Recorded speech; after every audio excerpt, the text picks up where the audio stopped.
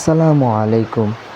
প্রিয় ভাই ও বোন, একটা কথা জিজ্ঞেস করি, আপনি কি কখনো একা একা বসে ভেবেছেন আমি কি আসলেই সঠিক পথে আছি?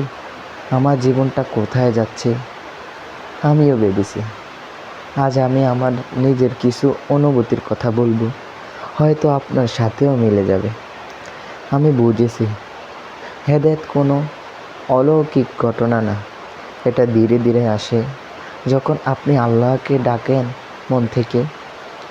একটা আয়াত আছে, যাকে আল্লাহ হেদায়েত দেন তাকে কেউ বিপদে ফেলতে পারে না।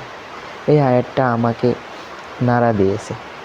আমি যখন খুব অস্থির ছিলাম, বুঝতে পারছিলাম না কি ঠিক আর কি ভুল, তখনই হেদায়েতের দরকার ছিল।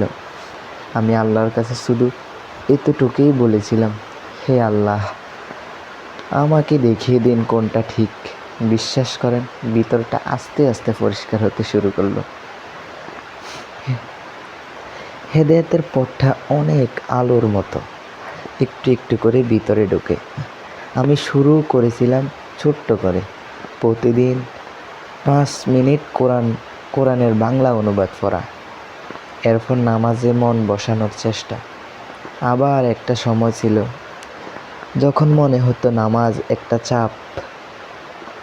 এখন মনে হয় নামাজ ছাড়া কিছুই শান্তি দেয় না। আর সঙ্গ, ভাই ও বোন,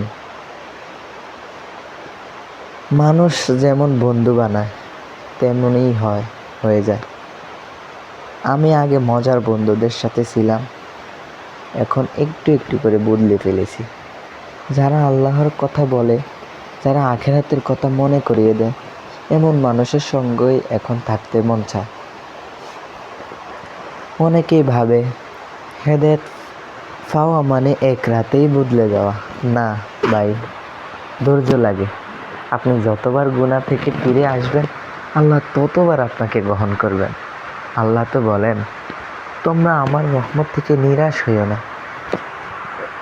একদিনও যদি মনে হয় আপনি ভালো মানুষ না, মনে রাখবেন আল্লাহর কাছে ফিরে যেতে কোনো দেরি হয় না।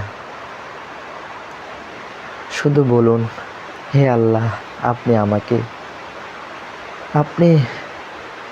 হে আল্লাহ, আমি তোমাকে চাই।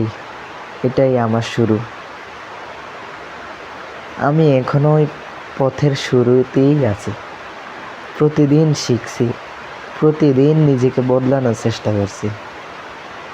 আপনি যদি হেদায়েত চান, দেরি করবেন না, আজ থেকেই শুরু করুন। আর ভিডিওটা যদি আপনার মনে আলতো করে টোকা দিয়ে থাকে, তাহলে শেয়ার করুন, যেন আরেকজনের হৃদয়েও আলো জ্বলে। আসসালামু আলাইকুম ওয়া রাহমাতুল্লাহ।